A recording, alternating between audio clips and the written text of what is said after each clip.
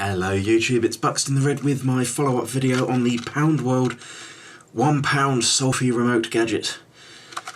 I'd indicated in the previous video I did, where I mentioned this, that there was something up and something intriguing about this, and indeed there is. First off, really rapid review. It's a little gadget which has a battery in the back and two buttons on the front and an LED and a little on-off switch on the side.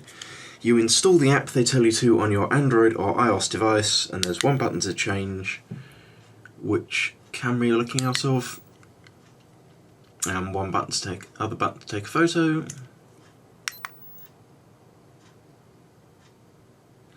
Bit of a delay, but it gets there. And I was initially confused because this device didn't work like the other ones I've seen. There was no Bluetooth pairing necessary when I turned it on, and it only works with the app they tell you to use.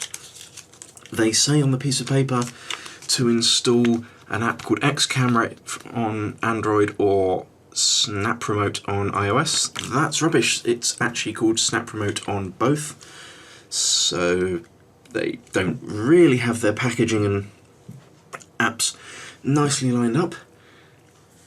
Yes, you have to use their app, which is different to all the other little Bluetooth selfie remotes on the market. And for all the other ones, you turn them on and then you pair them, so they're paired to a particular device. This one, not so much.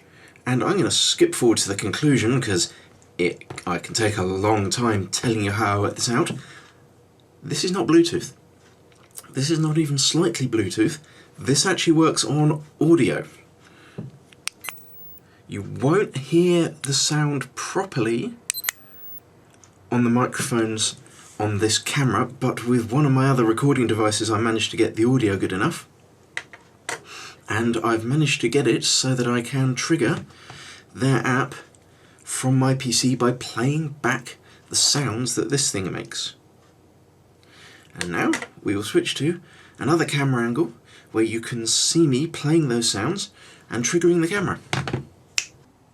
And now we have my phone propped up next to a monitor, and on this monitor you can see the sound recording made of one of these buttons.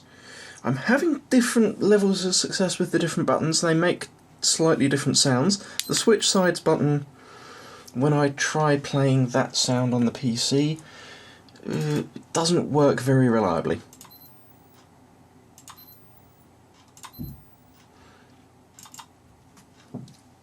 It tends to not work out for me for whatever reason, but if I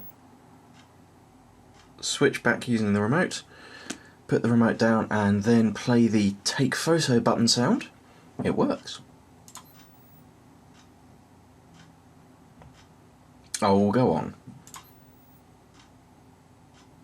Yeah, there we go. It can be very picky depending on how loud my PC speakers are turned up and so on, but given how shabby all my recording equipment was, I'm impressed this works at all.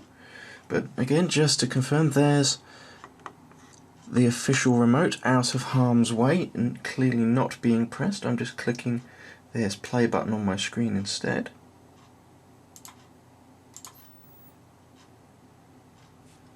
And it's taking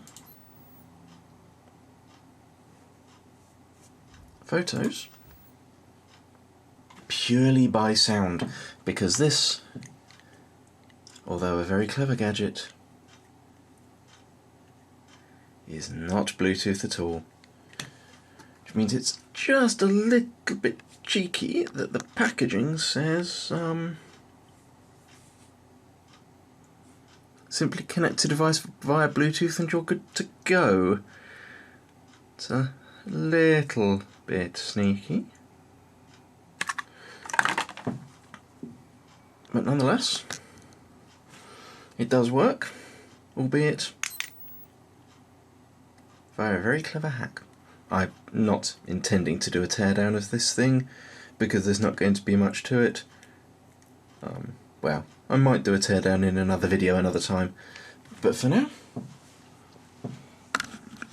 thanks very much for watching.